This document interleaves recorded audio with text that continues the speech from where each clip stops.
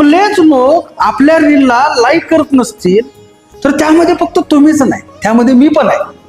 आपलेच लोक आपल्या रीलला फॉलो करत नाहीत, लाईक करत नाहीत, त्यावेळेला काय घालवेल असते ते आपल्याला माहित असते. बाहेरची माणसं ज्यांच्याशी आपला काही संपर्क नाही, काही संबंध नाही, अशी लोक आपल्याला लाईक करत असतात, आपल्याला फॉलो करत असतात. पण आपलीच लोक आपल्याला लाईक करत नसतात, फॉलो करत नसतात. पण आपले पडणारे रील, आपले पडणारे व्हिडिओ हे ते बघत असतात. आपल्याला वाटतं ते बघत नसतील, हा फक्त त्यांचा भ्रम दाखवून देतात. ते आपण बघत नाही हे आपल्याला दाखवून देतात, पण तसं नसतं. ते चोर नजरेनं कोणाच्या तरी मोबाईलमध्ये कुठून तरी दुसऱ्याच्या तिसऱ्याच्या चोर ते आपल्याला बघत असतात, फक्त बघत असतात, फॉलो लाईक करत नसतात.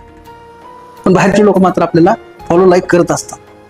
आपले जर आपल्या बरोबर नसतील आणि परके जर आपले होत असतील तर ह्याच्यापेक्षा वाईट व्यथा अजून काय आहे? परक्यांनाच आपलं केलं तर काय वाईट आहे? पण कदाचित जीवन जगताना आपले बरोबर लागतात म्हणून आपला हा प्रयास, आपला अट्टहास असतो.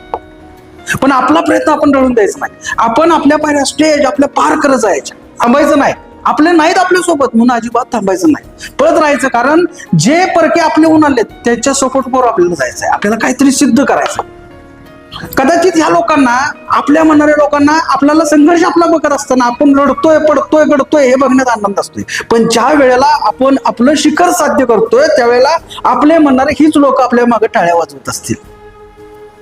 कारण काय आहे ना, काही प्रवास असे असतात की आयुष्यात पहिल्यांदा एकट्यानं आणि चांगल्या पद्धतीचे आणि विश्वसनीय प्रवास करायचे असतात, ते आपण करायचे.